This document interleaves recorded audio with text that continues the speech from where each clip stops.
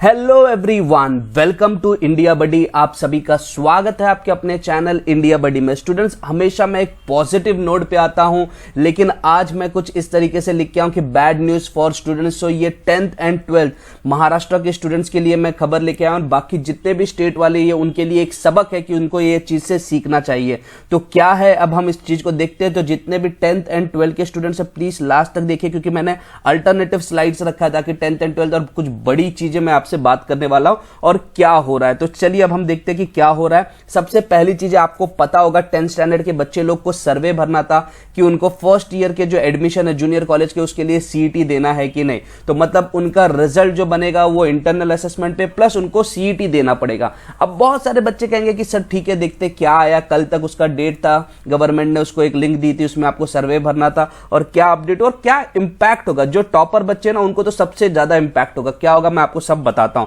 तो बच्चों ने, मेरे हिसाब से बच्चों ने खुद ही अपने पैर पे कुल्हाड़ी मार ली। ये मेरे हिसाब से, डिपेंडिंग ऑन योर व्यू, आप अपना डिसाइड कर सकते हैं ना। आप मुझे कमेंट पे भी जरूर बताना।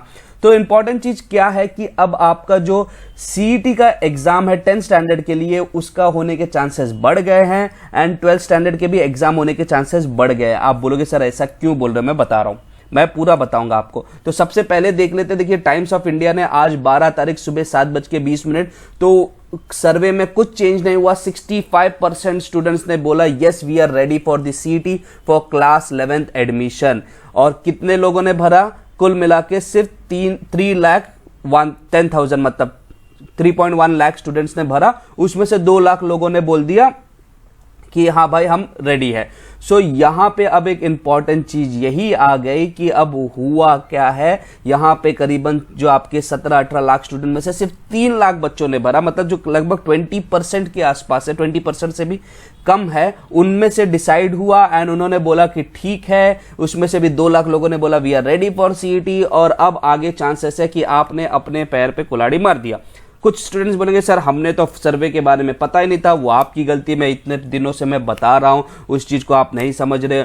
दूसरी गलती, जिन्होंने फॉर्म भरा उनकी भी गलती है, बिकॉज उन्होंने उस चीज को शेयर नहीं किया। मैंने कहा था इस चीज को शेयर कीजिए, अब वो आपके उस पक्ष में आया है।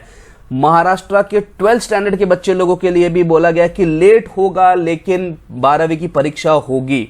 ठीक है, अब यहां पे एक अपडेट इसलिए बोला गया, मैं दोनों देखिए, जो टाइम्स ऑफ इंडिया का ये भी जो न्यूज है, इन दोनों को मैं डिस्क्रिप्शन में लिंक दिया, आप उसको पढ़ सकते हैं। और साथ ही साथ मैंने डिस्क्रिप्शन में कुछ इंपॉर्टेंट चीजें भी दी है। वो है अपना जो 30 मई को हम जो ट्विटर पे हम एक ट्रेंडिंग करने वाले उसके बारे में इंफॉर्मेशन, तो वो भी आप देख लेना। तो यहां पे बोला गया कि 12वीं की जो एग्जाम है वो अगर हम ऑफलाइन नहीं ले सकते तो हम ऑनलाइन लेंगे, लेकिन लेंगे। अब यहां पे हो क्या रहा है, स्टूडेंट्स बोलेंगे सर प्रॉब्लम क्या है। प्रॉब्लम ये है स्टूडेंट कि इस एग्जाम का सेट कब होगा, जुलाई अगस्त, मतलब वो खींचता हुआ ही जाएगा। सिमिलरली सीईटी वाले लोग के लिए भी एंड जो आपके 12वीं वाले के लिए भी। मतलब क्या आप पूरा लगभग 1.5 साल तक आप सिर्फ यही चीज पढ़ते रहोगे, 10th और 12th। अब 10th वाले बोलेंगे सर हमको तो बोला एग्जाम कैंसिल, हमने तो पढ़ाई बंद कर दिया। बेटा अब तो आप लोग की, मुझे ऐसा लग रहा है ना कि बैंड बज जाएगी सीईटी में। मैं क्यों बोल रहा हूं, मैं आपको सब कुछ बताने वाला हूं आगे वाले वीडियो में। 12वीं के लिए बोला जा रहा है कि 12वीं का जो पेपर है उसमें जो सीईटी के मार्क्स होते हैं, मतलब एमएसटी सीईटी के लिए, जेईई नीट, वहां पे 12th के मार्क्स आते हैं। वहां पे एक एलिजिबिलिटी क्राइटेरिया आती है कि कम से कम 50%। अरे मैं बोलता हूं इस साल के लिए एलिजिबिलिटी क्राइटेरिया निकाल दीजिए ना। हम देख रहे हैं कि दिस इज नॉट कोई एक ऑर्डिनरी ईयर है, ये एक बहुत बड़ा ईयर है कि जिसको हम सबको मिलकर साथ चलना पड़ेगा। तो वो भी एक इंपॉर्टेंट चीज है। लेकिन अब मैं आपको बता दे रहा हूं कि धीरे धीरे जो आपको डिवाइड किया गया एंड फिर आपके ऊपर दोनों को अलग अलग पार्टी को, 10th एंड 12th को दोनों को अलग से डील किया गया एंड फिर घूम फिर के वही चीज होगी। अब जो 10th स्टैंडर्ड के बच्चे जो बहुत ज्यादा खुश हो रहे हैं, उनको लग रहा है सीईटी हो जाएगा। जो टॉपर्स भी है, मैं बताता हूं सीईटी में क्या ड्रॉबैक है। अगर आपका पेपर 2 घंटे का होता है 100 मार्क्स के लिए, तो 1 मार्क्स के क्वेश्चन को आपको 72 सेकेंड्स में सॉल्व करना पड़ेगा। 72 सेकेंड्स में आपको क्वेश्चन पढ़ना है, सॉल्व करना है एंड ये जो ओएमआर शीट है जैसे आपको दिख रहा है यहां पे, उसमें आपको अपने आंसर्स भरने हैं। ठीक है, ये 72 सेकेंड्स में। और अगर आगे कुछ टाइम हो गया, आपने ज्यादा टाइम लिया, तो आप आगे के क्वेश्चन का टाइम खाओगे। और अगर 3 घंटे में हुआ तब आपको 108 सेकेंड में। आपको लगता है कि आप 10th का जब प्रिपेयर कर रहे थे आप इस तरीके से प्रिपरेशन कर रहे थे, नहीं कर रहे थे। आपको 10th में आदत है लेंदी आंसर्स पढ़ने की, ये शॉर्ट तरीके से फटाफट सॉल्व करने का आदत नहीं है, तो ये बहुत ज्यादा इंपैक्ट करेगा। मतलब ऐसा हो जाएगा कि बच्चों के पेपर भी छूट जाएंगे, मुझे तो यही लग रहा है। आप देख लीजिए, क्योंकि जो 12th वाले सीईटी के लिए वो प्रिपेयर्ड होते हैं, वो लगभग 1-1.5 साल से उस चीज की तैयारी करते हैं। आपको लग रहा है आप 1 महीने में पूरे कंसेप्ट भी सीख लोगे जिनके बाकी रहेंगे, और साथ ही साथ आप इस तरीके से प्रैक्टिस नहीं। अब इसके लिए होगा क्या, बहुत सारे क्लासेस कहेंगे हम सिखाएंगे, ठीक है। अब आपके पास पैसा होगा, आपके माँ बाप पैसा खर्चा करेंगे, क्योंकि आपने इस सर्वे में भरा है, या आपने नहीं भी भरा तो आपने शेयर नहीं किया, क्योंकि मैंने कल रात को ही बोला था कि सर्वे बहुत ज्यादा इंपॉर्टेंट है, आपको उस चीज को करना ही होगा। तो अब होगा क्या कि आपको पेपर देना होगा ऑफलाइन। कोरोना कब जाएगा किसी को नहीं पता, आगे देखते हैं। तो अब बेस्ट थिंग आप क्या कर सकते हैं, 12th स्टैंडर्ड के स्टूडेंट के पास अभी भी मौका है, वो अभी भी यूनाइट रह सकते हैं। 10th स्टैंडर्ड वाले भी यूनाइटेड रहिए,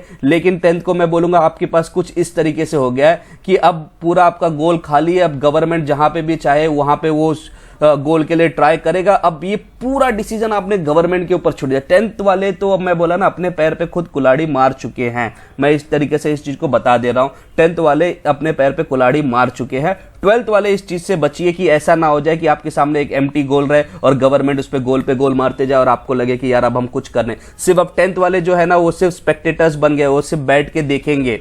ठीक है, इस चीज को मैं एकदम क्लियर बोल रहा हूं, सिर्फ बैठ के देखने वाले 12th वाले के पास अभी भी मौका है। और बाकी जितने भी स्टेट में हैं, जो भी दूसरे स्टेट वाले, कुछ आप इससे एक सबक लीजिए एंड प्लीज यूनाइटेड रहिए, क्योंकि यूनाइटेड होने का सिंपल मीनिंग होता है कि हम सब साथ में रहे ताकि हम कोई चीज डिस्कस करें। अभी ये वीडियो भी मैंने बोला है ना, बहुत लोग इसको भी नहीं शेयर करने वाले, क्योंकि आधे लोग, और मैं आपको एक चीज बताता हूं कि इसमें ना कुछ लोग बहुत ज्यादा खुश होते हैं कि उनको लगा कि चलो हमारा काम तो हो गया। देखना वो आपको कमेंट में भी मिलेंगे कुछ लोग कि जिनको लगा कि चलो हमारा काम हो गया, अब हमारे चक्कर में बाकी सारे बच्चे भी फंसने वाले हैं।